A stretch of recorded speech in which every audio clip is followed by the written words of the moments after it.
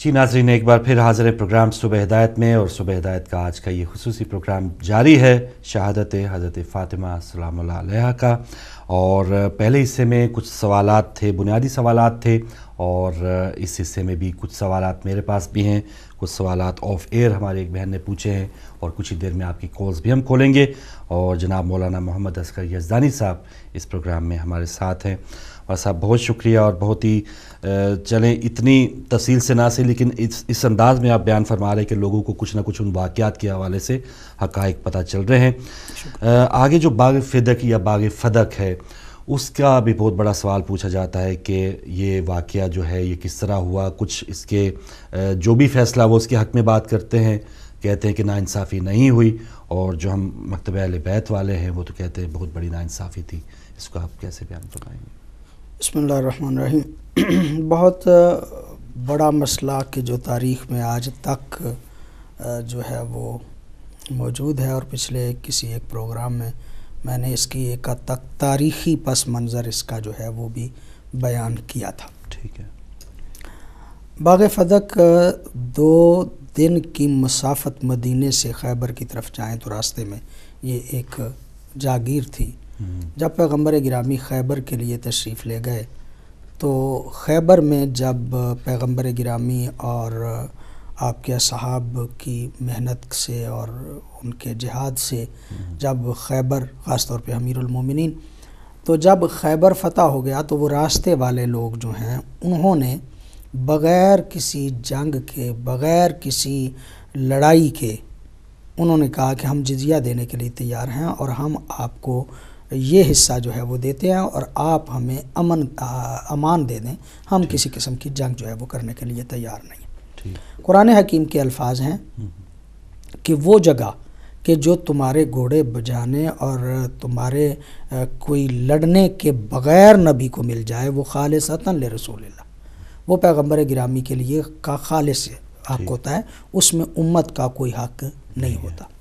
ये बाग़ फ़दक जो है वो उस बस्ती वालों ने जब पैगम्बर गिरामी सल्लल्लाहु अलैहि वसल्लम को दे दिया तो पैगम्बर गिरामी ने इसको जनाब सैयदा सलामुल्लाह अलैहा के नाम हिबा कर दिया कि ये मेरा हक़ था, मेरा हिस्सा था ख़ास तौर पे, और ये मैं आपको हिबा करता हूँ। और ये सबको पता था? सबको पता था। और पैगम्बर गिरामी सल्लल्लाहु अलैहि वसल्लम की ज़िंदगी में जनाब सैयदा के वो इख्तियार में था, और जनाब सैयदा अपनी मर्ज़ी से उसकी आमदन को और उसको तसर्रुफ़ में लाती थी। पैगम्बर गिरामी सल्लल्लाहु अलैहि वसल्लम के विसाल के बाद हुकूमत ने ख़ानदान तहारत को माली एतबार से कमज़ोर करने के लिए, जैसे आम तौर पे जो हैं वो होते हैं ये मामलात हुकूमतों के अपोजिशनों के साथ, उनको इक़्तिदार भी ना मिले और माली तौर पे भी उनको इतना कमज़ोर कर दिया जाए कि वो इस काबिल ही ना रहें कि कभी हमारे सामने आए। ये हदफ और मकसद था, और इस हदफ और मकसद के तहत जनाब सैयदा को कुल्ली तौर पे वरासत से महरूम कर दिया गया। न सिर्फ बाग़ फ़दक बल्कि जनाब सैयदा का रसूलुल्लाह की वरासत से बिल्कुल बेदखल कर दिया। यानी जनाब सैयदा अपने बाप की किसी चीज़ की भी वारिस नहीं थी। अच्छा, ये बात कानून के तहत ये बात मतलब काबिल तवज्जो है। जनाब सैयदा पैगम्बर गिरामी की किसी चीज़ की भी वारिस नहीं थी। 2 चीज़ें दरबार खिलाफत में जनाब सैयदा ने पेश की। एक ये कि मेरे बाप की विरासत मुझे दो, जो मेरे बाप की चीज़ें हैं उसकी वारिस मैं हूँ, लिहाजा वो मुझे वारिस दो, वो मुझे विरासत जो है वो दो। तो वहाँ पे पैगम्बर गिरामी की एक हदीस बयान की गई कि जिसके रावी भी हज़रत अबू बकर ही थे। अच्छा, कि पैगम्बर गिरामी इरशाद फरमा गए हैं कि ला नारिसो वला नुवरिस मा तरकना सदका। अंबिया जो होते हैं उनकी ना वो विरासत अपने माँ बाप से पाते हैं और ना वो विरासत छोड़ते हैं, वो जो छोड़ के जाएं वो सदका होता है। ये वो रिवायत थी जो हज़रत अबू बकर ख़ुद ही इसके रावी थे, ख़ुद ही इन्होंने इरशाद फरमाई और जनाब सैयदा के हक़ के विरासत से इनकार कर दिया। जनाब सैयदा ने उस पर कुरान हकीम की आयत पढ़ी कि कुरान हकीम में ये वाज़ेह है कि मर्द के लिए 2 हिस्से हैं, बेटी के लिए 1 हिस्सा है। कुरान हकीम उमूमी तौर पर बयान करता है कि हर बंदा जो है वो अपने माँ बाप का वारिस है। कुरान हकीम कहता है कि अंबिया वारिस हुए, हज़रत दाऊद, हज़रत सुलेमान के हवाले से कुरान हकीम की आयत जो है वो भी पेश की। जनाब सैयदा ने आयत पेश की। ये बात काबिल तवज्जो रहे फारूक भाई कि पेश भी वो कर रही हैं जिसे इन्नमा युरीदुल्लाह का मिस्दाक कहा जा रहा है। वाह वाह वाह, उनको कहा जा रहा है, जी वो पेश कर रही हैं और कुरान पेश कर रही हैं, कह रही हैं कुरान से ये साबित है, और आगे से कुरान की आयत नहीं पढ़ी गई। एक हदीस बना के जिसके रावी भी वो खुद थे, वो जो है पढ़ के जनाब सैयदा का वरासत का वो मुतालबा रद्द कर दिया गया। जब रद्द कर दिया गया वो मुतालबा, तो दूसरा मुतालबा ये था कि ये हिबा जो है मेरे नाम पैगंबर ने किया है, ये मुझे दो। वहाँ पे भी मैं एक बात अर्ज़ करूँ, ये हज़रत अबू बकर क्यों दफन है हुजराए हज़रत आयशा में, हज़रत उमर क्यों दफन है?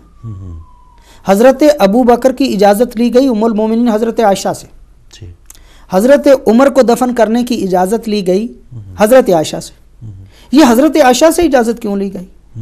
ये हुजरा तो रसूल का था ना, तो वरासत तो है ही नहीं है। ये जनाब हज़रत आयशा को क्या हक था कि वो उस पर अपना, यानी इसका मतलब ये है कि हज़रत अबू बकर की बेटी अगर रसूल की ज़ौजा हो तो वो तो रसूल की वरासत पा सकती है, और रसूल की अपनी बेटी जो है वो वरासत नहीं पा सकती। बहरहाल वो हिबा जो है वो दिखाया गया, तो कहा कि नहीं, ये क्या दलील है कि ये रसूल मकबूल ने लिख के दिया, कोई गवाह इस बात पे है? तो गवाह जो पेश किए गए उसमें हज़रत अली को पेश किया गया कि अली गवाह। कहा चलो अली की गवाही तो मान लेते हैं, लेकिन अली तो एक गवाह है, अच्छा दूसरा गवाह होना चाहिए। लुत्फ की बात मैं बताऊं आपको कि हज़रत जाबिर बिन अब्दुल्ला अंसारी ज़ाहिरन उन्होंने कहा कि पैगंबर गिरामी ने हज़रत अबू बकर को कहा कि पैगंबर गिरामी ने एक मरतबा कहा था कि यमन से माल आएगा तो तुम्हें ए जाबिर इतना दिया जाएगा। हज़रत अबू बकर ने वो दिया, जनाब साहबी नबी से दूसरा गवाह नहीं मांगा कि इस बात पे गवाही दूसरी लाओ जी। सिर्फ नबी के सहाबी की कदर कीमत इतनी की गई कि उसी एक को तस्लीम कर लिया गया, एतबार कर लिया गया, गवाह दूसरा नहीं मांगा। अली जैसी शख्सियत से ये कहा गया कि ये एक गवाह है, गवाह और लाना चाहिए। अब जनाब सैयदा ने हसन को पेश किया, कहा नहीं ये बच्चे हैं। हुसैन को पेश किया, कहा ये भी नहीं, ये भी बच्चे हैं।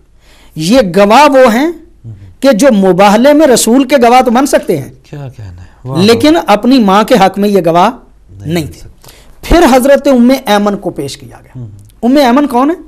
उम्मे ऐमन को पेश करना भी जनाब सैयदा का ये भी एक बहुत बड़ी इसमें एक बात थी। उम्मे ऐमन कौन है? ये जनाब अब्दुल्ला की कनीज थी, पैगंबर गिरामी के वालिद गिरामी की ये कनीज थी उम्मे ऐमन। उम्मे ऐमन वरासत में मिली थी जनाब पैगंबर गिरामी को, यानी उस हदीस का रद्द तो उम्मे ऐमन का वजूद कर रहा था कि कहा गया कि नबी ना वारिस होते हैं ना वरासत पाते हैं। अगर नबी की वरासत नहीं होती तो ये उम्मे ऐमन क्या है? उम्मे ऐमन नबी को वरासत में मिली थी, उसको पेश किया गया। और उम्मे ऐमन की अजमत ये है कि पैगंबर गिरामी फरमाते हैं ये मेरी माँ है मेरी माँ के बाद, यानी मेरी माँ के इंतकाल के बाद जिसने मेरी तरबियत की, जिसने मुझे पाला, वो ये उम्मे ऐमन भी है। यानी उम्मे ऐमन मेरी माँ है, यानी जिसे नबी अपनी माँ कह रहे हैं उसको ये कह के रद्द कर दिया गया कि ये औरत है और औरत की गवाही आधी होती है। दो औरतें हो तो मानते हैं, वरना हम इसको भी नहीं मानते। यानी आयत ततहीर के मिसदाक गवाह जो हैं वो तस्लीम नहीं किए गए, उम्मे ऐमन को तस्लीम नहीं किया गया। और फिर जब इन सब की गवाही को रद्द कर दिया गया, और फिर एक मौका ऐसा भी आया कि हजरत अबू बकर ने लिख के दे दिया कि चलिए मैं लिख के देता हूँ। लिख के दिया, अभी वो चल ही रहे थे जनाब सैयदा कि हज़रत उमर तशरीफ़ ले आए, और जब वो तशरीफ़ लाए तो उन्होंने कहा क्या है? उन्होंने कहा कि सैयदा आई थी तो मैंने लिख के दे दिया। कहा अगर इसको ये लिख के दे देना है तो हुकूमत कैसे करना? انہوں نے وہ پکڑا اور اس کو پکڑ کے اس کو پرزے جو ہے وہ کر دیے، اس کو پھاڑ دیا کہ نہیں ہم یہ نہیں دے سکتے.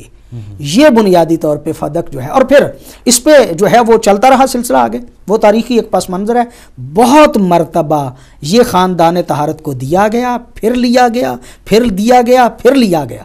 خاص طور پہ حضرت عمر بن عبدالعزیز، یہ بنی امیہ کے حکمرانوں میں سے عمر بن عبدالعزیز کو عمر ثانی کا نام دیا جاتا ہے کہ یہ بہت بڑے عادل تھے، بہت بڑے مہربان تھے. حکومت جو ہے وہ کرنے میں یہ دیندار آدمی تھے. ان کے بڑے فضائل جو ہیں وہ بیان کیے جاتے ہیں. یہ عمر بن عبدالعزیز جو ہیں، انہوں نے یہ کہا کہ وہ جو پہلے فیصلہ ہو چکا تھا فدق والا، وہ غلط فیصلہ تھا. یہ زہرا چونکہ گئی تھی، یہ انہی کا حق تھا، لہذا انہوں نے سادات کو واپس کر دیا تھا. اللہ اکبر. تو جی بالکل، اور یہ اتنا ایک اہم ترین واقعہ ہے، اور اس پر تو جتنے پروگرامز کیے جائیں یا جتنی بات کی جائے کم ہے، لیکن بہت ہی مختصراً مولانا صاحب آپ نے بہترین بیان فرمایا ہے. ایک آخری سوال اور اس کے بعد پھر مزید کالز ہم لیں گے، بلکہ کالز کا آغاز کریں گے. شہادت کے وقت حضرت بی بی سلام اللہ علیہ کی کوئی وصیت یا نصیحت یا کوئی خطبات، کوئی ایسا پیغام پاک معصومین جو دیگر تھے اس وقت، امام حسن و حسین علیہ السلام؟ جناب سیدہ سلام اللہ علیہ کے حوالے سے ایک تو صحیفہ جناب فاطمہ موجود ہے جو تبرکات ائمہ میں ائمہ کے پاس ہے. وہ خصوصی علم ہے جناب سیدہ سلام اللہ علیہ کا کہ جو منتقل کیا گیا ہے ائمہ کی طرف، اور وہ سرکاری امام زمانہ کے پاس موجود ہے. جناب سیدہ نے جو آخری ایام میں بات کی وہ حضرت علی علیہ السلام کے حوالے سے ہی کی، اور یہی وہ کہتی رہیں. آخری ایام میں کچھ عورتیں عیادت کے لیے بھی آئیں تو ان کو کہا کہ میں تمہارے مردوں پہ انتہائی ناراحت ہوں، انتہائی ناراض ہوں، اس لیے کہ انہوں نے مجھے بہت رنج دیا ہے، مجھے بہت تکلیف دی ہے. پیغمبر گرامی حضرت علی علیہ السلام کو جانشین بنا کے گئے تھے اور انہوں نے اس بات کو نہیں تسلیم کیا. مجھے اس بات کا انتہائی دکھ ہے. یہ بات ان عورتوں نے جا کے اپنے مردوں کو کہی تو مرد بھی آئے. جب پردہ کر کے مرد آئے تو انہوں نے کہا کہ بی بی اگر علی جو ہے وہ پہلے کھڑے ہو جاتے اور پہلے بات کرتے تو پھر ہم ان کا ساتھ دیتے. کیسے کھڑے ہو جاتے؟ مطلب حضرت علی تو غسل و کفن پیغمبر میں تھے، اور ابھی مطلب وہ کیسے یہ کام کرتے؟ یعنی حضرت علی بھی گویا غسل پیغمبر اور کفن پیغمبر اور دفن پیغمبر چھوڑ دیتے تو چلے جاتے. تو حضرت جناب سیدہ نے اس وقت آخر پہ کہا کہ اٹھ جاؤ میری طرف سے، اب تمہارا کوئی عذر قابل قبول نہیں ہے، اور تمہاری اس تقصیر کے بعد تمہارے لیے کوئی حکم بھی موجود نہیں ہے. تمہیں چاہیے تھا کہ تم علی کی عظمت کا اقرار کرتے ہوئے علی کو اپنا مولا اور علی کو اپنا حاکم تسلیم کرتے. صحیح.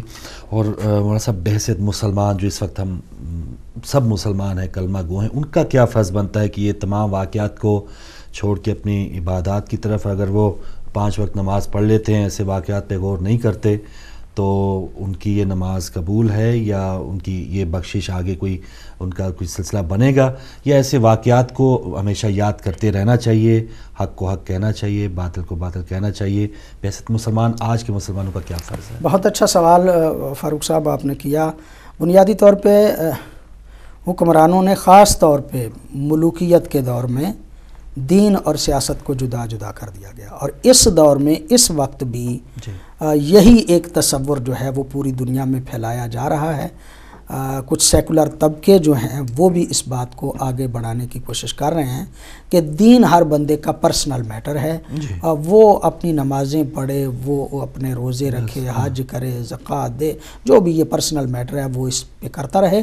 باقی امور سیاست جو ہے ان میں ان کو دخل نہیں دینا چاہیے. دین اور جو ہے اس کا کام یہ حکومت کرنا نہیں، یہ سیاست. اور پھر سیاست کو شجرہ ممنوعہ قرار دے دیا گیا ہے. اب یہ سمجھا جاتا ہے جو بندہ سیاست کرتا ہے یا جو سیاسی امور میں تھوڑا سا آگے بڑھتا ہے، ہمارا عام سا تصور ہو گیا کہ یہ بندہ سیاسی ہے، یعنی اس بندے کی بات جو ہے وہ اب کوئی مذہبی نہیں رہی، اس بندے کی وزن جو ہے وہ نہیں رہا. یہ ایک تصور ہو گیا ہے جو غلط تصور ہے. بنیادی طور پہ سیاست کرنے کا حق انہی لوگوں کو ہے جو دین کو سمجھتے ہیں. دوسرے بندے جو ہیں، جو اسلام نے تصور سیاست دیا ہے وہ یہ ہے کہ وہ سیاست کرنے والا ایسا ہو کہ وہ اپنی خواہشات کی مخالفت کرتا ہو، اپنے اللہ کی اطاعت کرتا ہو، فرما بردار خدا ہو، معصومین کے فرامین پہ عمل کرتا ہو اور اپنی خواہشات کی نفس. یہ سیاستدان واقعاً، یہ سیاست واقعاً کوئی اچھی نہیں ہے جہاں پہ قرضے لے لیتے ہیں، ہڑپ کر جاتے ہیں، اپنی ذات کے لیے سارے کام کرتے ہیں. یہ کام جو ہے وہ واقعاً جو ہے وہ سیاست بڑی عجیب سی. یہ سیاست جو ہے وہ حضرت علی کے مقابلے والی سیاست ہے، جسے حضرت علی نے بھی فرمایا تھا کہ یہ سیاست مجھے آتی ہے لیکن میں کر نہیں سکتا. میرا مد مقابل یہ نہ سمجھے کہ مجھے یہ کام نہیں آتے جو وہ کر رہا ہے. وہ بھی مجھے، یعنی مطلب جو بندہ آتا ہے اسے نواز دیا جاتا ہے، اسے پیسے دے دیے جاتے ہیں، یا اسے دبا دیا جاتا ہے، اپنے مخالف کو قوت و طاقت سے دبا دیا جائے یا اسے لالچ دے دیا جائے اور اسے اپنے ساتھ میں لا لیا جائے. یہ سیاست علی کے مد مقابل کی ہے. اور علی فرماتے ہیں کہ یہ مجھے پتا ہے، مجھے یہ طریقے آتے ہیں لیکن میں کر نہیں سکتا، اس لیے کہ مجھے میرا دین مانے ہے اور اسے کوئی چیز منع نہیں کرتی. وہ یہ سارے کام جو ہے وہ کرتا ہے. یہ سیاست اگر وہ علی کے مد مقابل والی سیاست ہے تو وہ تو یقیناً نہیں کرنی چاہیے. ورنہ صرف نمازیں، صرف روزے، صرف حج یہ مطلوب نہیں ہے، بلکہ بندے کو چاہیے کہ وہ دیکھے کہ حق کیا ہے. اور بندے کو چاہیے، اب بھی چونکہ پاکستان میں بھی یہ معاملات جو ہیں وہ چل رہے ہیں، بندوں کو ان افراد کے حوالے سے دیکھنے کی ضرورت ہے. لوگوں کو اس بات کے دیکھنے کی ضرورت ہے کہ اس بندے کا اپنا کردار کیسا ہے کہ جس کو وہ اپنا حکمران بنا رہے ہیں، اس کا ذاتی کردار بھی. اور لہٰذا یہ کہنا کہ جناب نمازیں پڑھیں، روزے رکھیں اور دین کو علیحدہ کر لیں اور سیاست کو جدا کر لیں، یہ درست فیصلہ نہیں ہے. بندوں کو ضرورت ہے اس بات پہ، یہ بھی دین عین دین ہے کہ ان کو سمجھنا چاہیے کہ اس وقت میں حکومت کیسی ہونی چاہیے، پہلے حکومتیں کیسی ہونی چاہیے تھی، کہاں کہاں ظلم ہوا اور کہاں کہاں جو ہے وہ عدل ہوا. یہ بات جو ہے اس کا احساس کرنا ضروری ہے، ورنہ ذہن کلیئر نہیں ہوگا. اگر کچھ کہتے ہیں کہ جناب چھوڑو وہ معاملات 1400 سال پہلے کے ہیں، ان میں پڑھنے سے ہو گیا جو سو ہو گیا، اب ان کے کرنے کا کیا فائدہ ہے، ہم ان کو کیوں کر رہے ہیں. میں یہ سمجھتا ہوں کہ یہی وہ بات ہے کہ جو ذہن کو مردہ کرتی ہے، یہی وہ بات ہے کہ جو ضمیر کو جو ہے وہ آہستہ آہستہ نیچے لے کے جا رہی ہے. اگر ہم حق اور باطل کی تمیز نہیں کریں گے اور ان امور پہ سمجھنے کی کوشش نہیں کریں گے تو آج بھی کسی اچھے اور برے کی تمیز نہیں کر سکیں گے. آج اگر ہم چاہتے ہیں اچھے اور برے کی تمیز تو تاریخ کے ہر اچھے کو اچھا کہنا پڑے گا اور ہر برے کو برا کہنا پڑے گا. جزاک اللہ. تو ناظرین ٹیلی فون نمبرز اب آپ کے سامنے، آپ کے ذہن میں بھی کوئی سوال آیا ہو اسی ٹاپک سے متعلق، حضرت فاطمہ سلام اللہ علیہا کی شہادت سے متعلق، تو آپ سوال پوچھ سکتے ہیں. دو سوال ہماری بہن نے لیورپول سے پوچھے تھے، وہ بھی اس کے بھی جواب لیں گے. آج کے پہلے کالر سے بات کرتے ہیں. السلام علیکم. السلام علیکم. چلے آپ کی کال ڈراپ ہو گئی، تو اگر ان سے کوئی اگلے کالر ہیں تو. لیورپول سے مولانا صاحب ہماری ایک بہن نے سوال پوچھا تھا کہ نبی کریم صلی اللہ علیہ وآلہ وسلم کو جب یہ معلوم تھا کہ میرے صحابہ کرام اہل بیت علیہ السلام سے یہ سلوک کریں گے، تو پھر ایسے لوگوں سے ان کو پہلے ہی ان سے چھٹکارا کیوں نہیں پا لیا گیا؟ پہلی بات تو یہ ہے کہ پیغمبر گرامی صلی اللہ علیہ وآلہ وسلم اور آئمہ اور ہر دور کے معصوم ظاہری حالات کے مطابق عمل کرتے تھے. اپنے علم امامت اور اپنے علم نبوت کے اعتبار سے نہیں کرتے تھے. ظاہری حالات پیغمبر گرامی کے دور میں کیا تھے؟ ساری دنیا پیغمبر گرامی کی دشمن تھی، دین کی دشمن تھی. پیغمبر کو چاہیے تھا کہ جتنے بھی وہ لوگ ہیں ان کو مسلمان کریں، ان کی اصلاح کریں، ان کو ساتھ ملائیں. جتنے لوگ بھی بڑے بڑے قبائل کے ہیں ان قبائل کو اپنے ساتھ ملائیں. جتنے لوگ جو ہیں وہ ویسے ہیں مطلب ایک عام شخص ہیں ان کو بھی ساتھ ملائیں. یہ بات اپنے طور پہ طے ہے کہ پیغمبر گرامی صلی اللہ علیہ وآلہ وسلم کی ابتدا میں جن لوگوں نے مدد کی وہ اکثریت ان میں چھوٹے لوگوں کی ہے، جنہیں ہمارے اصطلاح میں کہا جاتا ہے بڑے لے مین تھے، چھوٹے لوگ تھے، غلام تھے. حضرت بلال ہوں، مطلب حضرت عمار بن یاسر ہوں، یہ لوگ جو ہیں وہ بہت چھوٹے لوگوں میں سے، جسے آج کی اصطلاح میں چھوٹے کہا جاتا ہے، ان لوگوں میں سے تھے. اور انہوں نے پیغمبر گرامی پھر آہستہ آہستہ آہستہ آہستہ جوں جوں تعداد بڑھی، پھر بڑے لوگ بھی مجبور ہوئے.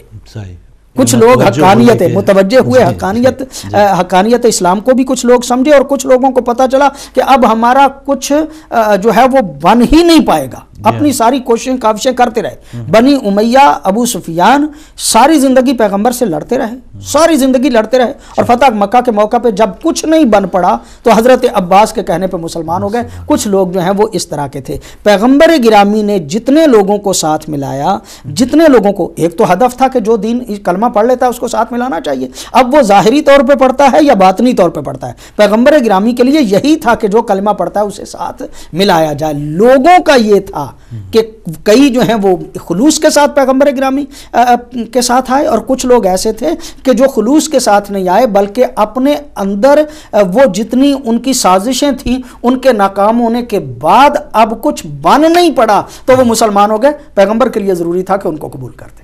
اور جیسے ابلیس کی مثال کہ اس نے بھی کئی, جب تک اللہ کو پتا تھا اللہ کو کہ یہ ابلیس ہے, پھر بھی ساتھ رکھا, جنت میں رہا. تو یہی جیسے ازواج سے متعلق بھی جیسے آپ نے کہا فرمایا کہ جو ظاہری طور پہ جو تھا اسی پہ نبی کریم صلی اللہ علیہ وآلہ وسلم نے کیا. ایک اور کالر ہے ہمارے ساتھ. السلام علیکم. السلام علیکم جی, آپ لائیو ہیں اس وقت صبح ہدایت میں. السلام علیکم. پنجتن پاک میں مرکز جناب فاطمہ الزہرا سلام اللہ ہے. جی جی. جناب بی بی فاطمہ الزہرا سلام اللہ کا قاتل اور امام حسین علیہ السلام کا قاتل, ان میں دونوں میں بڑا کون ہے؟ اور ایک اور سوال ہے جو آپ مولانا نے کافی بحث کی, میں یہ پوچھنا چاہتا ہوں, کیا رسول اللہ نے کوئی تحریر بھی کی تھی جو دربار میں پھاڑی گئی تھی؟ یہ بھی ایک سوال ہے, دونوں کا آپ جواب دیجیے, مہربانی ہوگی. بہت شکریہ جی, بہت شکریہ. غالباً ڈار صاحب تھے ہمارے ساتھ اٹلی سے. تو تحریر سے متعلق جیسے آپ نے فرمایا کہ وہ حضرت ابو بکر نے تحریر کیا تھا اور وہ پھر راستے میں حضرت عمر نے وہ پھاڑا تھا, دربار میں پھاڑ دی. نبی کریم صلی اللہ علیہ وسلم کی کوئی تحریر ہبہ پیش کیا, مطلب کہا کہ مجھے کیا تھا, اس پہ گواہ پیش کیے گئے. تحریر وہ جو ہے وہ پھاڑی گئی حضرت عمر کی طرف سے اور حضرت ابو بکر نے وہ کر کے دی تھی. ایک اور کالر ہیں. السلام علیکم. ہلو, السلام علیکم جناب. وعلیکم السلام جناب مولانا سید فدا حسین بخاری صاحب, بہت شکریہ. جی, میں سب سے پہلے جناب سیدہ فاطمہ زہرا سلام اللہ علیہا کی شہادت کی مناسبت سے امام زمانہ عجل اللہ تعالی فرجہ الشریف, رہبر معظم, مراجع کرام, علماء کرام اور جناب علامہ جزانی صاحب اور فاروق بھائی آپ کی خدمت میں, اور تمام جتنے بھی سننے والے اور دیکھنے والے محترم ناظرین ہیں, میں تعزیت پیش کرتا ہوں. بڑا اچھا پروگرام آپ پیش کر رہے ہیں اور قبلہ نے بڑے اچھے انداز سے بیان کیا. شکریہ. جناب سیدہ فاطمہ زہرا سلام اللہ علیہا جو ہیں وہ تمام خواتین اسلام کے لیے اسوہ کامل ہیں. جس طرح نبی اکرم صلی اللہ علیہ وآلہ وسلم کی ذات کو اللہ تعالیٰ نے پوری کائنات کے لیے اسوہ حسنہ قرار دیا ہے. شاعر اسلام علامہ اقبال نے حضرت سیدہ فاطمہ زہرا سلام اللہ علیہا کے حضور بڑی خوبصورتی, عقیدت اور کمال محبت سے نذرانہ عقیدت پیش کیا ہے. ان کا ایک شعر جس میں انہوں نے آپ کی شخصیت کا نقشہ کھینچا ہے, مزرعِ تسلیم را حاصل بطول, مادرارا اسوہ کامل بطول. یعنی آپ تسلیم و رضا کی کھیتی کا حاصل اور مسلمان ماں کے لیے مکمل اور اعلیٰ ترین نمونہ ہے. دختران اسلام ہر شعبہ زندگی میں اپنے آپ کو حضرت سیدہ فاطمہ زہرا سلام اللہ علیہا کی حیات مقدسہ کے آئینے میں دیکھیں تو ایک مثالی بیٹی, بیوی اور ماں کی خصوصیات درجہ کمال پر ملتی. شہزادی کونین اور شمع شبستان حرم نبوی صلی اللہ علیہ وآلہ وسلم حضرت سیدہ فاطمہ زہرا سلام اللہ علیہا کی پاکیزہ سیرت اور حیات طیبہ ہر دور کی مسلمان خواتین کے لیے ہر لحاظ سے نمونہ کمال اور واجب الاتباع ہے. لہذا سیدہ فاطمہ زہرا کی زندگی سے ہی روشنی لے کر موجودہ دور کی خواتین کے لیے واضح نمونہ عمل ہے. تو جناب حضرت عائشہ ام المومنین فرماتی ہیں کہ میں نے فاطمہ زہرا سے بڑھ کر روزمرہ زندگی کے معمولات میں حضور نبی اکرم صلی اللہ علیہ وآلہ وسلم سے مشابہ کسی کو نہیں پایا. سبحان اللہ. مراد یہ ہے کہ حضرت سیدہ فاطمہ زہرا اپنے اخلاق میں، اپنی ذات میں، اپنی صفات میں، عبادت و اطاعت اور قول و فعل میں رسول پاک صلی اللہ علیہ وآلہ وسلم کے بالکل مشابہ اور انہی کی ہو تصویر تھی. تو اگر 2-3 منٹ اور مجھے ٹائم دیں تو میں خطبہ کے آخری اقتباس جو ہیں بی بی نے جو مسجد نبوی میں صحابہ کرام کے مجمع میں خطاب فرمایا اس میں سے چند اقتباسات. اور بی بی سلام اللہ علیہ کا جو ہدف تھا، مقصد تھا، وہ تو یہ تھا کہ بتایا جائے کہ اپنے حق کے لیے خاموش نہیں رہنا چاہیے بلکہ قیام کرنا چاہیے. تو بی بی سلام اللہ علیہ جو کہ امامت اور ولایت کے دفاع کرنے کے لیے سب سے پہلے آگے بڑھی اور آپ نے دفاع کیا. آپ فرماتی ہیں افسوس، ان سے خطاب کر کے مسلمانوں سے، افسوس تمہیں کیا ہو گیا ہے اور تم نے کون سی روش اختیار کر لی ہے، حالانکہ اللہ کی کتاب تمہارے درمیان موجود ہے اور اس کے احکام واضح اور اس کے امر و نہی ظاہر ہیں. تم نے قرآن کی مخالفت کی اور اسے پسے پشت ڈال دیا. کیا تم قرآن سے روگردانی اختیار کرنا چاہتے ہو یا قرآن کے علاوہ کسی دوسری چیز سے فیصلہ کرنا چاہتے ہو؟ ظالمین کے لیے کس قدر برا بدلہ ہے. جو شخص اسلام کے علاوہ کسی دوسرے دین کو اختیار کرے گا اس کا دین قبول نہیں کیا جائے گا اور آخرت میں ایسا شخص سخت گھاٹے میں ہوگا. تم خلافت کے مسئلے میں اتنا بھی صبر نہ کر سکے کہ خلافت کے اونٹ کی سرکشی خاموش ہو جائے اور اس کی قیادت آسان ہو جائے تاکہ آسانی کے ساتھ اس کی مہار کو ہاتھوں میں لے لو. اس وقت تم نے آتش فتنہ کو روشن کر دیا اور اس کے ایندھن کو اوپر نیچے کیا تاکہ لکڑیاں خوب آگ پکڑ لیں، اور شیطان کی دعوت کو قبول کر لیا اور دین کے چراغ اور سنت رسول کو خاموش کرنے میں مشغول ہو گئے. تم ظاہر کچھ کرتے ہو لیکن تمہارے دلوں میں کچھ اور بھرا ہوا ہے.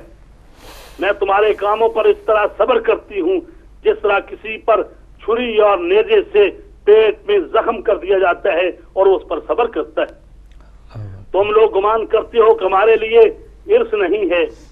کیا تم سنت جاہلیت کو نہیں اپنا رہے ہو؟ کیا یہ لوگ زمانہ جاہلیت کے حکم کی تمنا رکھتے ہیں؟ حالانکہ یقین کرنے والوں کے لیے حکم خدا سے بہتر کون ہوگا؟ اے قحافہ کے بیٹے، کیا یہ کتاب خدا میں ہے کہ تم اپنے باپ سے میراث پاؤ اور ہم اپنے باپ کی میراث سے محروم رہیں؟ تم نے فدق سے متعلق میرے حق میں عجیب و غریب حکم لگایا ہے اور علم و فہم کے باوجود قرآن کے دامن کو چھوڑ دیا، اس کو پسے پشت ڈال دیا. کیا تم نے بھلا دیا کہ خدا قرآن میں ارشاد فرماتا ہے جناب سلیمان نے جناب داؤد سے ارث لیا، اور جناب یحییٰ بن زکریا کے بارے میں ارشاد ہوتا ہے کہ انہوں نے دعا کی بارہ الہ اپنی رحمت سے مجھے ایک فرزند عنایت فرما جو میرا اور آل یعقوب کا وارث ہو.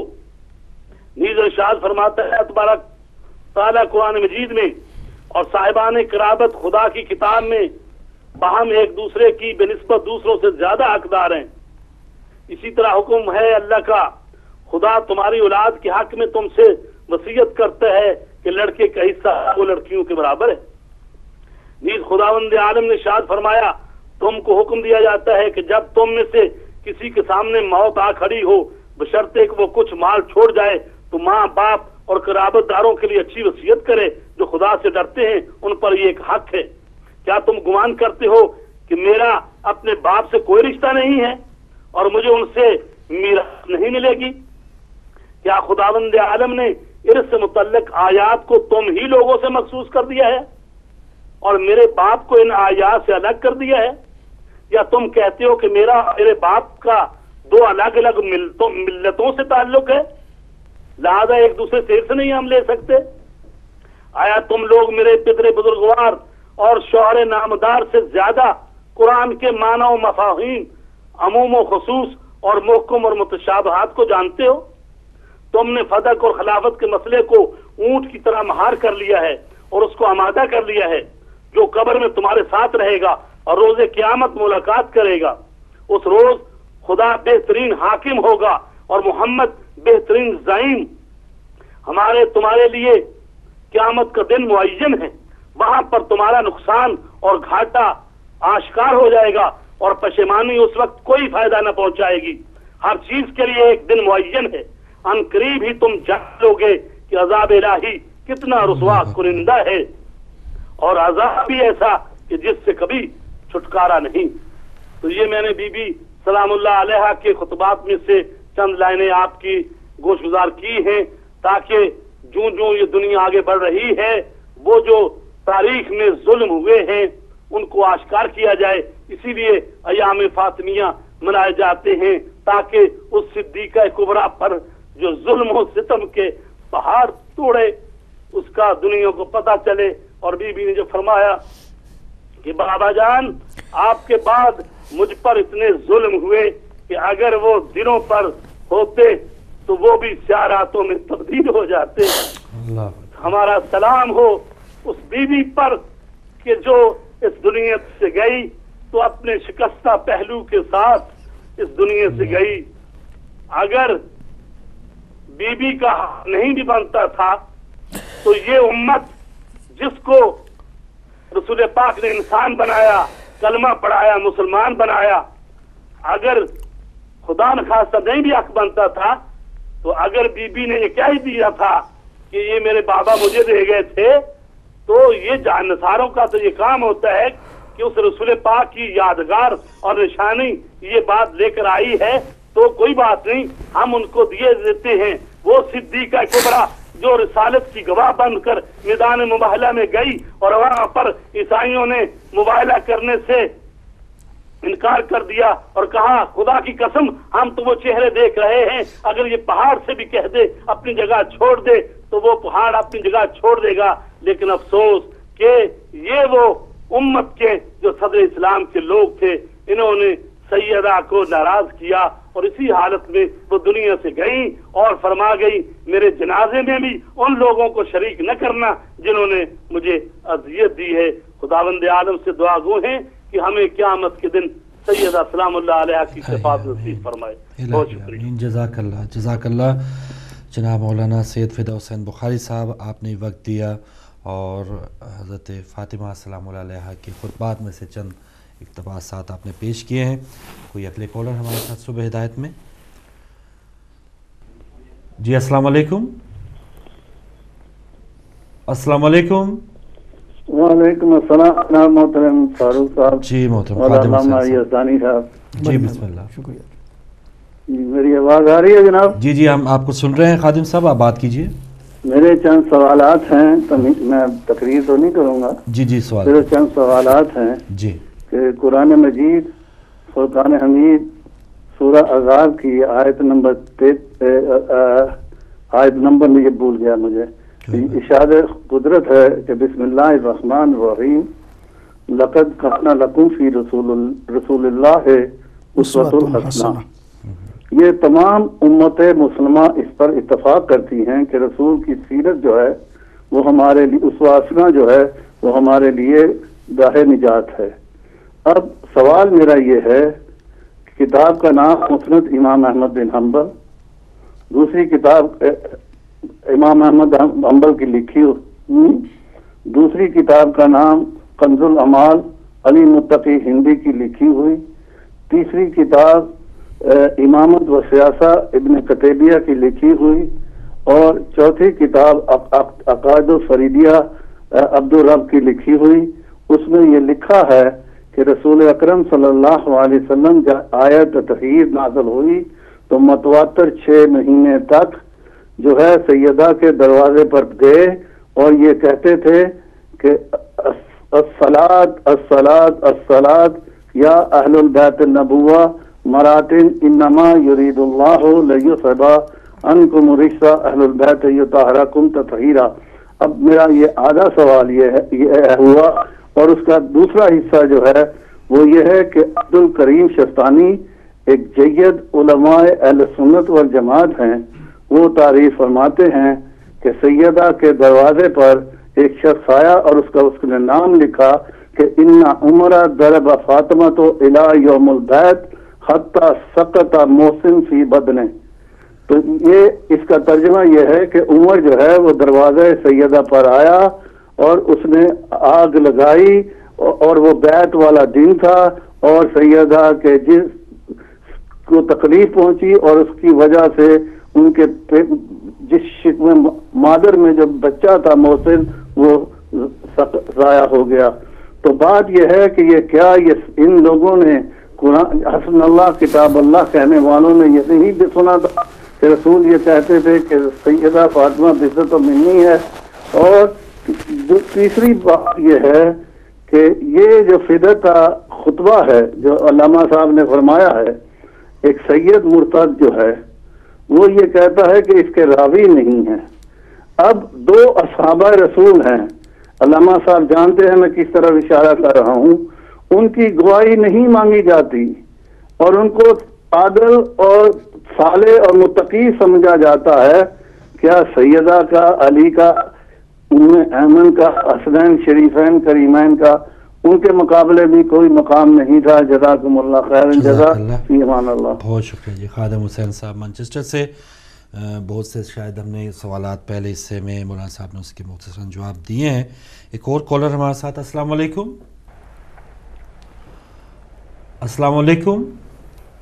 ہلو وعلیکم السلام بھائی. میں بیٹی مقصود صاحب شہید بول رہا ہوں آزاد کشمیر سے. جی جی مقصود صاحب بہت شکریہ.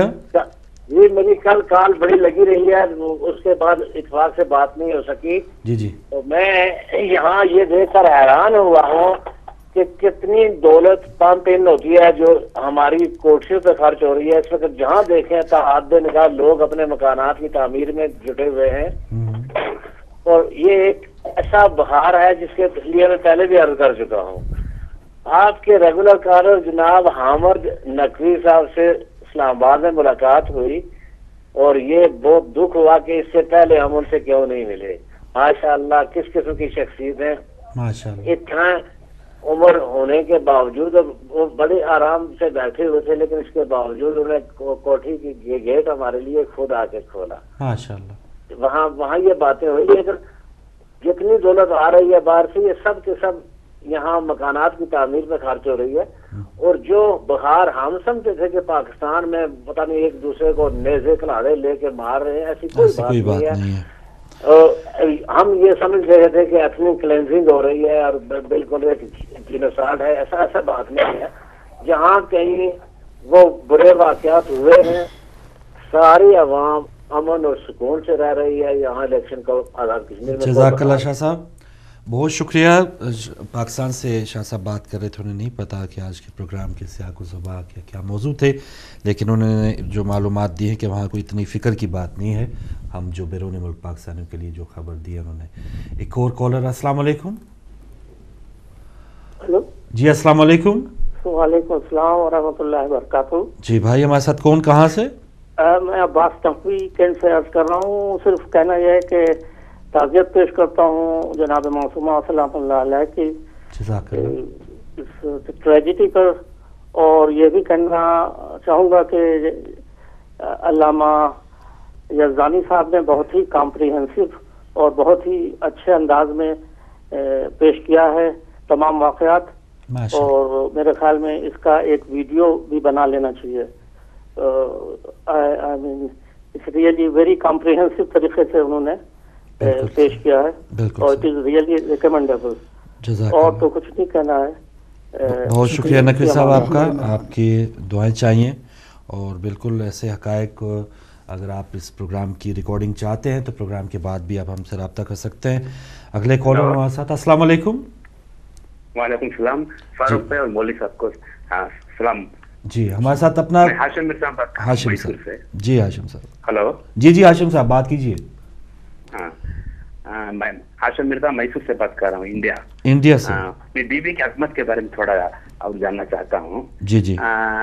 اگر بی بی کی شہادت نہ ہوتی یعنی رسول حضرت علی کے شہادت کے بعد بھی اگر زندہ ہوتی تو امام حسن علیہ السلام امامت کے منصب پر فائز ہوتے. تب بھی جیسے ہم لوگوں کے فرقہ، جیسے ہم جیسے لوگوں کے فرقہ بی بی کو بھی اگر امام کی اطاعت واجب ہوتی یا بی بی کو یہ چیز اپنے نہیں ہوتی. وہی سوال ہے دوسرا. ٹھیک ہے. ہلو جی ہاشم صاحب بہت شکریہ، آپ نے میسور انڈیا سے کال کی ہے، جزاک اللہ. اور آپ اس وقت وہاں انڈیا میں پروگرام دیکھ رہے ہیں، ہدایت ٹی وی دیکھ رہے ہیں. ایک مفروضہ انہوں نے پوچھا کہ حضرت امام حسن علیہ السلام کے حیات طیبہ میں بھی آپ ہوتی تو کیا آپ امامت کی اطاعت کرتی یا آئمہ آپ کی اطاعت کرتے؟ تو اس حوالے سے میں مختصراً چاہوں گا، لیکن ایک کالر ہیں. السلام علیکم. وعلیکم السلام ورحمۃ اللہ وبرکاتہ. جی بسم اللہ یعقوب صاحب. سے بول رہا ہوں. جی محترم. آپ کو جناب شہزادے یزدانی صاحب کو سلام عرض کرتا ہوں. وعلیکم اور السلام. آپ کی گفتگو سن رہا ہوں.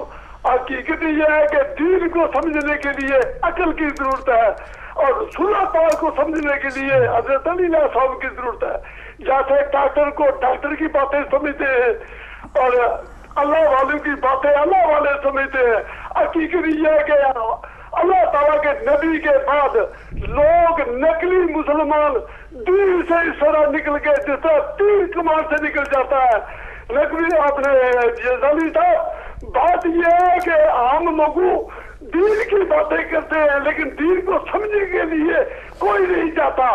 قرآن پاک کو پڑھتے ہیں ہم لوگ لیکن قرآن پاک کو سمجھنے کے لیے حضرت علی جیسا دماغ چاہیے، رسول پاک صلی اللہ علیہ وسلم جیسی عقل چاہیے، تب قرآن پاک کو پڑھا جا سکتا ہے. اس کے بعد اس کے اوپر عمل کرنا یہ دین ہے.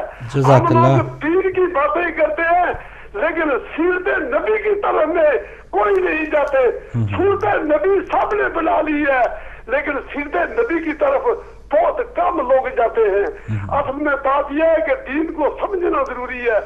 اسی کے ساتھ میں جانے جاتا ہوں اور آپ شہزادوں کو سلام پیش کرتا ہوں جن کے ذریعے سے اہل بیت کی فضیلت کو پوری دنیا میں روشن کیا جا رہا ہے. اسی کے ساتھ جانے جاتا ہوں. مہربانی یعقوب صاحب. کو سلام عرض کرتا ہوں. وعلیکم السلام. اللہ حافظ.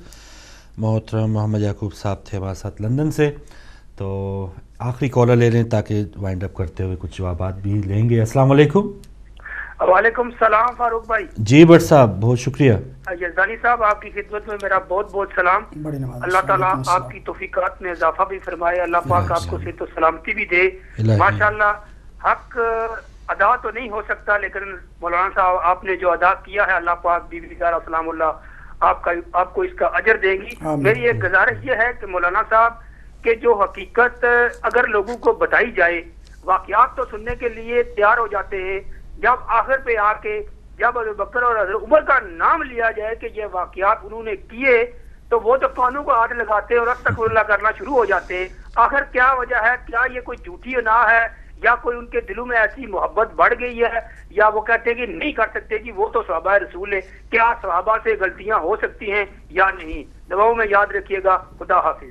جزاک اللہ. بٹ صاحب بہت شکریہ. میں آپ سب یہ پہلے کانوں کو ہاتھ ہم بھی لگاتے تھے لیکن ہم نے تھوڑا سا وقت لیا تو مجھے امید ہے جو لوگ تھوڑا سا بھی جھنجھلاہٹ کا شکار ہوتے ہیں وہ بھی وقت کے بعد وہ بھی تبدیل ہوں گے.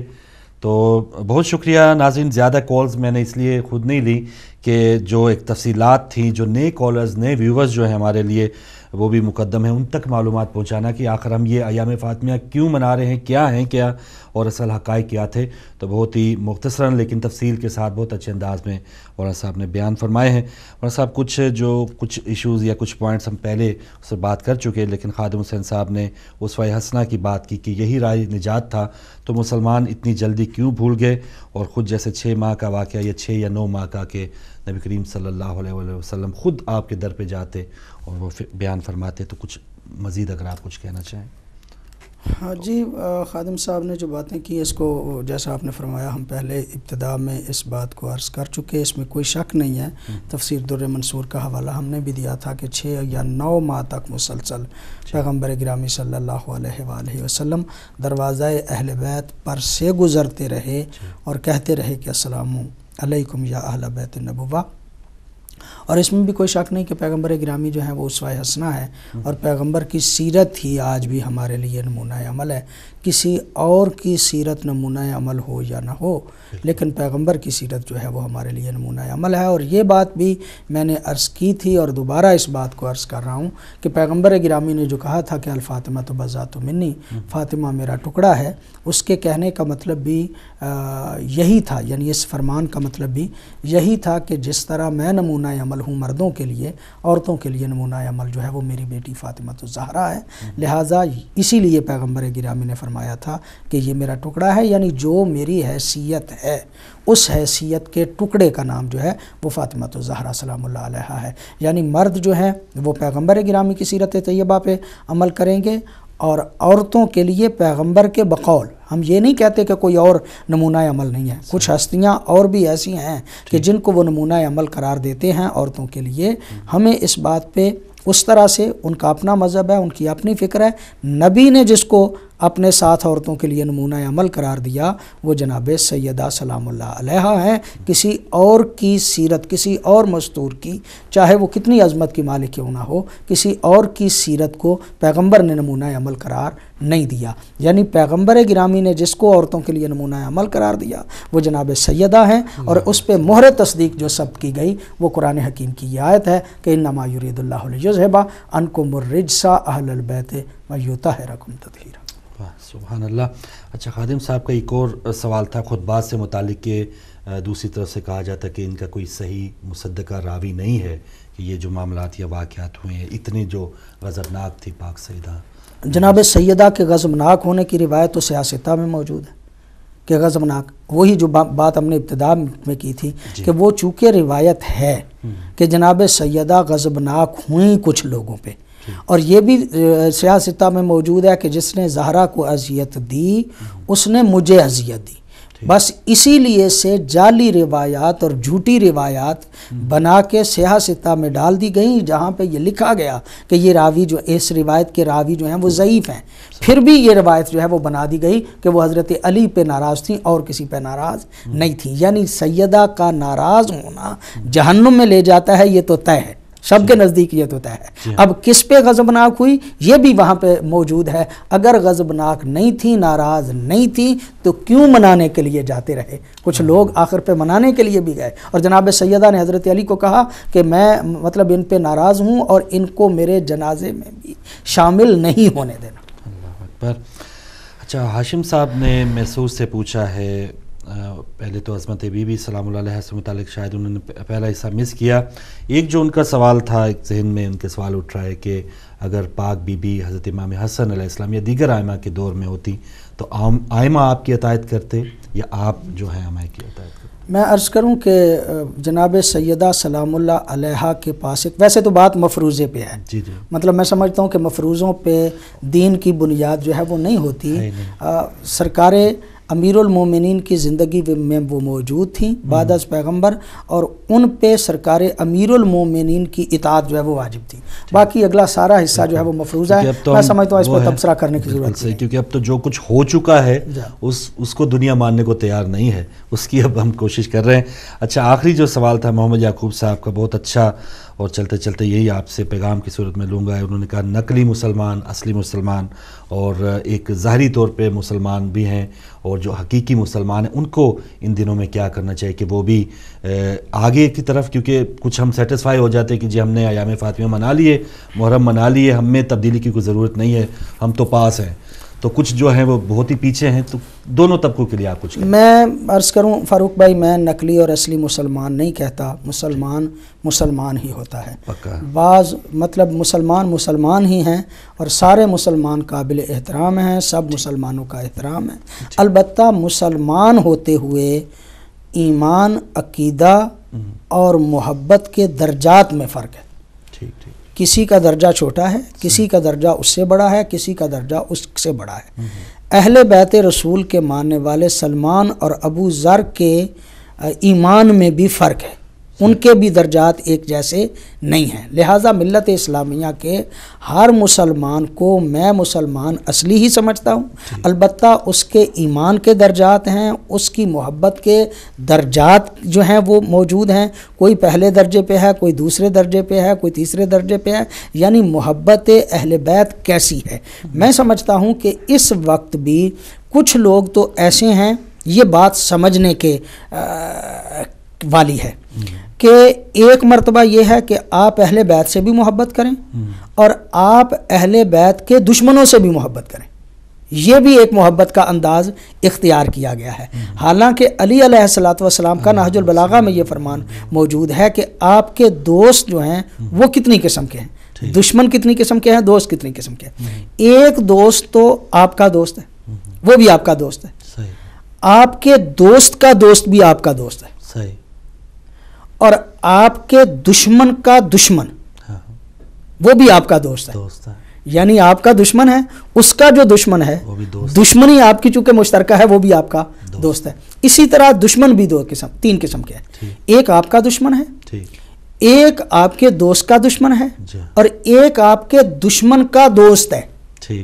جو دشمن کا دوست ہوتا ہے وہ بھی دشمن ہوتا ہے. امت کو سمجھنا یہ چاہیے کہ آل محمد سے محبت کا طریقہ یہ نہیں ہے کہ آل محمد سے بھی محبت کا اظہار کیا جائے اور آل محمد کے دشمنوں سے دوستی رکھی جائے. اگر آل محمد کے دشمنوں سے دوستی ہے تو اس کا مطلب یہ کہ آپ کی آل محمد سے دشمنی ہے. اگر ہم چاہتے ہیں کہ واقعاً آل محمد کے ساتھ دوستی رکھیں تو ہمیں آل محمد کے دشمنوں کے ساتھ کسی قسم کی دوستی جو ہے وہ نہیں ہونی چاہیے. یہ دوستیاں ادھر نبھائی جائیں اور ادھر بھی دوستی کا دعویٰ کیا جائے تو یہ دو حالتوں سے خالی نہیں, یا تو ان کے دشمن ہیں یا ان کے دشمن ہیں. اس طرح سے کام نہیں چلے گا. میں سمجھتا ہوں کہ اس حوالے سے ضرورت ہے امت کے. ہاں البتہ عام مسلمان جو ہے, کچھ مولوی صاحبان ہیں کہ جو پڑھ لکھ کے سمجھ بوجھ کے یہ سارے کام کر رہے ہیں, کچھ عام سادہ لوگ ہیں. عام سادہ لوگ جو ہیں, خاص طور پہ برادران اہل سنت جو واقعاً اہل سنت ہے, اب تو اہل سنت کا بھی لفظ جو ہے وہ ہر کوئی استعمال کر رہا ہے, جو واقعاً اہل سنت ہیں ان کے دل میں محبت اہل بیت موجود ہے. وہ اولیاء اللہ کے ماننے والے, وہ محب اہل بیت, وہ پیغمبر حضرت علی علیہ الصلوۃ والسلام کی عظمت کے قائل ہیں, وہ جناب فاطمہ الزہرا کی عظمت کے قائل ہیں, وہ حضرت امام حسن کی عظمت کے قائل ہیں. حضرت امام حسن ہمارا جو گاؤں ہے نا, ہمارے گاؤں میں شیعہ کوئی نہیں تھا. پہلا شیعہ مطلب ایک دو خاتون تھی جو بیاہی گئیں اور وہ شیعہ, اس کے بعد جو پہلا شیعہ ہوا باضابطہ وہ میں تھا. سارے کا سارا جو ہے وہ گاؤں جو ہے وہ اہل سنت کا تھا, بریلوی مکتب فکر کا. اور وہاں پہ ہمارے عالم دین جو ہے انہوں نے نماز جمعہ شروع کر دیا. چھوٹا سا گاؤں ہے 80 گھر کا. انہوں نے پہلے نماز جمعہ, ہم دوسرے گاؤں میں جا کے پڑھتے تھے, انہوں نے جمعہ شروع کیا. تو جمعہ میں انہوں نے مطلب ایک تقریر, دو تقریر, رمضان میں انہوں نے جمعہ شروع کیا. تو تیسرے جمعے کو ایک سادہ سے وہاں پہ چودھری صاحب تھے, وہ مطلب بالکل سادہ سے, انہوں نے کہا مولوی صاحب امام حسن حسین کا کوئی واقعہ آتا ہے تو وہ سنائیں. یہ کیا روز آپ کو نئی سے نئی تقریریں شروع کر دیتے ہیں, ہمیں تو وہ واقعہ سنا ہے کہ جو مطلب رسول کے گھر کا ہے. مطلب ایک سادہ سا مسلمان سمجھتا ہے کہ حضرت امام, اس کے اندر محبت ہے. اسے یہ نہیں بتایا گیا کہ آل محمد کا دشمن کون ہے. ان کو دشمن اہل بیت جو ہیں ان کو بھی بطور دوست پیش کر کے دکھایا گیا ہے. اور امت جب سمجھے گی کہ اہل بیت کون ہیں اور اہل بیت کے دشمن کون ہیں تو وہ یقیناً دشمنوں کو چھوڑ دے گی اور اہل بیت کے ساتھ. سبحان اللہ, جزاک اللہ مولانا صاحب, تہہ دل سے آپ کا بہت شکریہ. ناظرین آپ کو بھی بہت شکریہ پروگرام دیکھنے کا, اور پروگرام دیکھنے کے بعد جو بھی مولانا صاحب نے باتیں کی ہیں اس پر کوشش کیجئے گا خود تحقیق بھی کریں. کوئی بھی سوال جو آپ کا سلسلہ ہو تو دیگر پروگرامز آپ کے لیے حاضر ہیں, لیکن اب آپ کو یہ ایکسکیوز نہیں ہے کہ آپ تک معلومات نہیں پہنچی ہیں. تو انشاءاللہ ہدایت کے ساتھ رہیے گا. ملیں گے کسی اور پروگرام میں. اللہ حافظ.